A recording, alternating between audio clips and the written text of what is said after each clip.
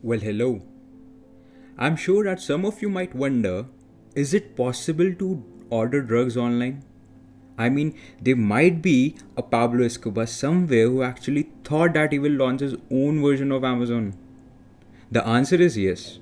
Not only that, there are many criminal versions of Jeff Bezos, many local versions of Elon Musk and Ganesh Gaitondes who created a huge marketplace. Not only for drugs but for high-end weapons, AKs and rocket launchers, things you'll see in PUBG. Not only that, there are people who will turn into Agent 47 for you. Hitman services. You can get counterfeit credit cards and Paytm accounts, all paid for. There are illegitimate services of getting legitimate passports of any country. There are people who will, for some money, hack into the server of any country, create and upload your identity, provide you with a perfect passport. You can become a citizen of any country with your ID present in their servers. Now, all these services can be availed by connecting to the darknet. For those who might be thinking why darknet exists in the first place, why the government allows it to exist in the first place, in this episode, I'll tell you the reasons why darknet is important, because it provides you with your fundamental basic human right, and that is the right to privacy. This is Time Wrap and welcome. Before starting out this episode, I would just like you to convey that this podcast is now available on basically all platforms. Please support this podcast on Patreon. Your support is quite needed and would be appreciated. Please check out My Random Logs. It's an Instagram page which specializes in memes, dark memes, sometimes too dark. We surely can use a laugh in these unprecedented times. Check out NRG, which is a new and budding artist. The link of the pages and the artist is given in the description. Thank you. Darknet. To give you the basics, the internet is an ecosystem that we all are connected to and we all depend on it. The internet has basically three parts. The ClearNet that we can access using the internet browser, Chrome, Firefox, anything. The Deep Web which requires an ID and a password to access. The spectrum of deep web ranges from the Sarkari Netflix account we use of people we don't even know to online bank accounts of government websites containing sensitive information. And then comes the darknet, which can be only accessible using Tor. Tor is an internet browser developed by the US Navy, which makes you totally anonymous by connecting you to the internet through a series of other networks, hence masking or hiding your identity completely. You can access darknet using an onion. And no, it's not the vegetable. Any data in the form of website on the darknet is given an identity, using random alphabets and numbers accompanied by an .onion. Now, just like a valuable coin, the darknet has two sides. The brighter side is far more important than the immoral one. Yes, the darknet sort of acts as eyes for those who see what's on the internet, and as a result, we see the immoral and unethical side of human beings. This dark side existed anyhow, darknet or no darknet.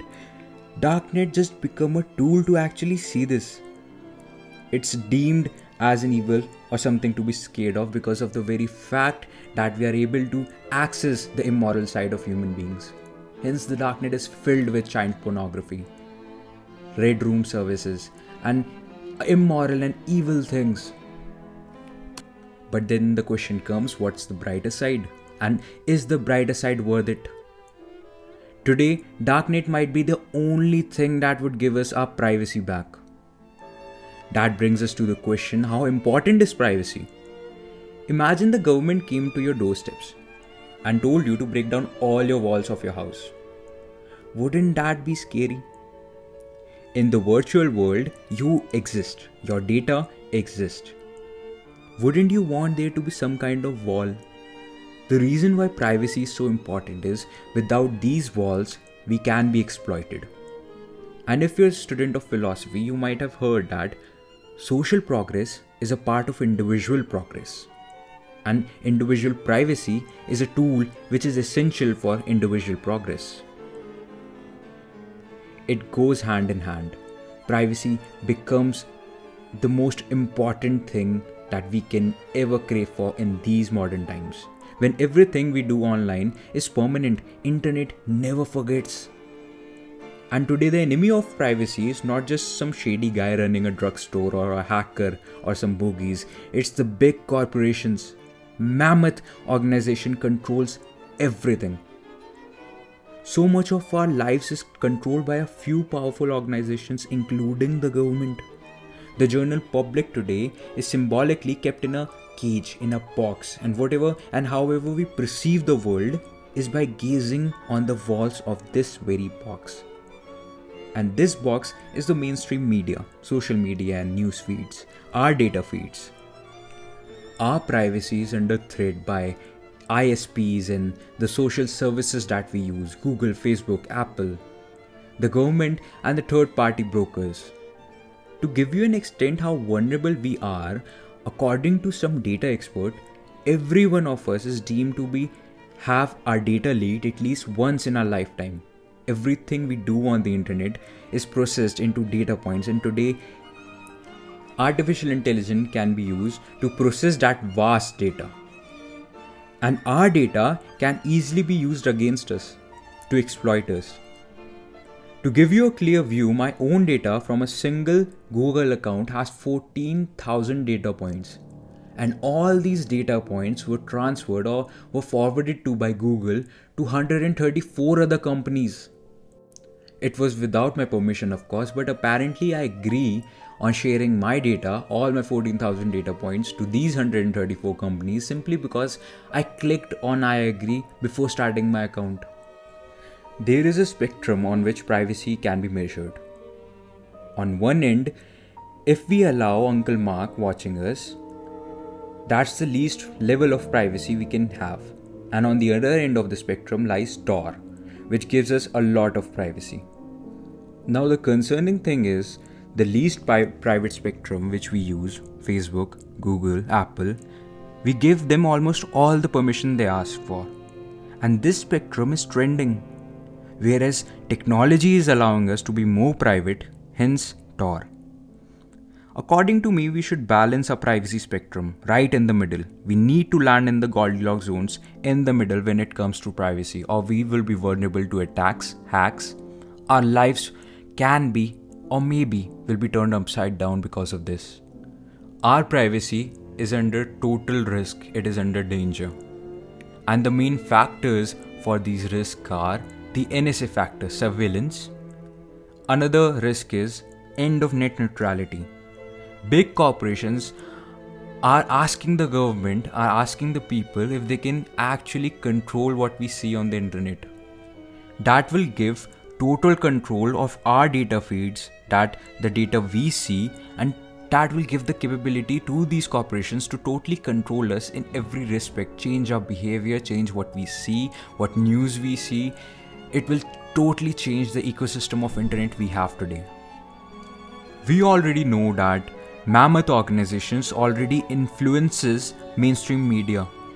Our total media is controlled by one family. 80% of all news channels are under direct control of one family.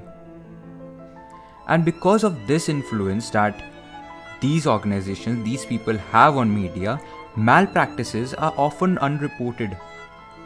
One such malpractice was of Cambridge Analytica, which I discussed in the previous episode. So in a way, Tor or the darknet is relatively a good service. Yes, darknet is often used by people to create and sustain this unethical and immoral ecosystem, but not only that, darknet today is used for whistleblowers to actually report malpractices of these big corporations. Edward Snowden might be the best example for this. He leaked the files that proved that we were under mass surveillance.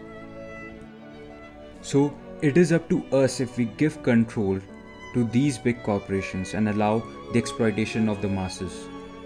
It is up to us if we ask for freedom and if we ask for privacy.